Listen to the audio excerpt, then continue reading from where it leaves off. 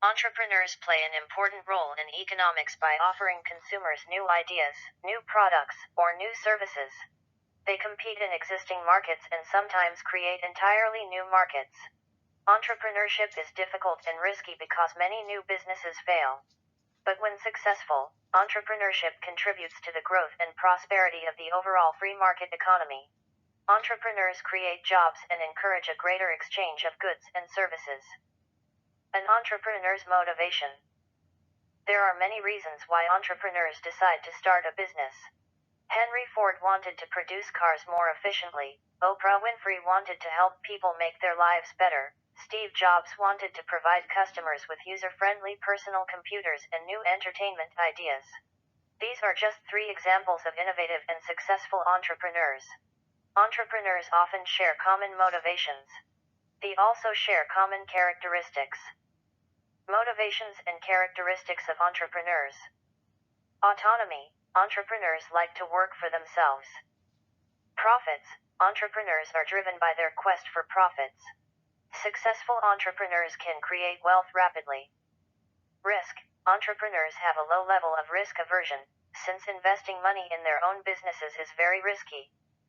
Innovation. Entrepreneurs need innovation in the product, service, or business process in order to be successful. Innovation. One key to becoming a successful entrepreneur is innovation.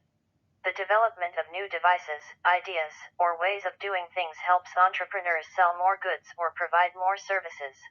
Innovation is how businesses create new solutions to satisfy their customers' needs and wants. Innovation includes the creation of more effective products, systems, services, or technology. Entrepreneurs' innovations.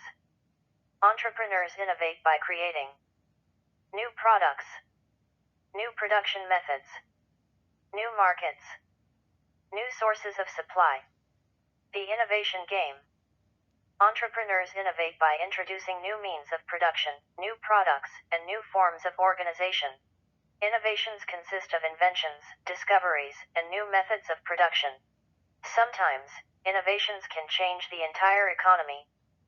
One of the biggest business sectors in the world is the media industry. The media provide a service that nearly every person consumes in one way or another. Because the media are a part of nearly every consumer's life, they are important to producers. Businesses use the media to advertise their message to potential customers. Almost every business relies on the media in some way to stay in business. Unlike some businesses with a specialized customer base, media companies can sell to everyone, consumers and producers alike. If a satellite turns in the desert and there is no one there to see it, does it still reach thousands of viewers? Advertising dollars. Media companies can make money by selling magazines, newspapers, television subscriptions, internet services, and more directly to consumers. But for most media companies, the bulk of their profits come from selling advertisements. In fact, the mass media and news media make 90% of their revenues from advertising. If it were not for advertising, most media companies would not exist. Businesses spend a lot of money on advertising. In 2012, companies spent more than $152 billion on advertising in the United States and more than $490 billion worldwide. What advertisers are buying? Advertisers pay a lot of money to media companies, but what exactly are they buying? In one sense, they are simply purchasing time or space, ink on a page, pixels on a screen, or 30 seconds of time. But what advertisers are really paying for is the audience, viewers, listeners, readers, browsers, or whoever might be exposed to the ads. Advertising is all about buying access to an audience. Media companies provide content, shows, articles, information to attract an audience so that they can turn around and sell that audience to advertisers. In the world of the media, the consumers are also the product. How visible is it? Because they pay high prices to advertise their goods and services, businesses want as many people as possible to see their ads. Visibility is an important measurement. Businesses try to advertise in places where they feel they will have high visibility in front of a large audience. Visibility is determined by a few factors. One is the size of the advertisement. A full-page image attracts more attention than a half-page image, so a full-page advertisement costs more. A 1-minute commercial is more expensive than a 30-second commercial because it has greater visibility. Another important factor is popularity. Popularity determines the rate for a specific amount of advertising space. If a lot of people read a particular magazine, then a full-page ad will be expensive. If only a few people read it, that same page will be much less expensive. Expensive advertising slots. The Super Bowl regularly has the most expensive advertising on television. A 30-second commercial during Super Bowl 41 costs $2.40 million, that is $80,000 per second. Because of the high cost and high visibility of these ads, advertisers often use the Super Bowl to show innovative or unusual commercials or to launch new ad campaigns. The Olympics is another sporting event with high visibility. Ad rates vary depending on the time of day, but the average cost of a 30-second commercial during the 2006 Olympics was $700,000. That is a lot less than a Super Bowl ad, but NBC made a total of $900 million selling ads during that Olympics. Popular TV series also command high ad rates.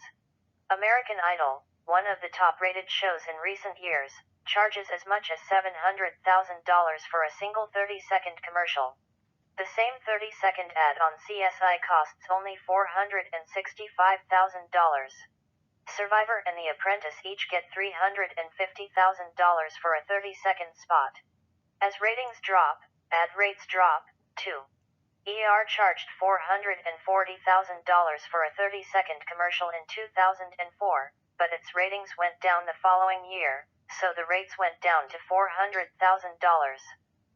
Measuring the audience. The cost of advertising depends on the size of the audience and the size of the advertisement. The bigger the audience, the more it will cost a business to advertise to that audience. Advertisers buy access to the audience's attention, and more audience members means more sales, which means more money. But how can advertisers know how big the audience is going to be? What is the medium? The method of measurement of the audience size depends on the medium. It is easy to measure consumers on the internet. A web page can count the number of times a page has been viewed.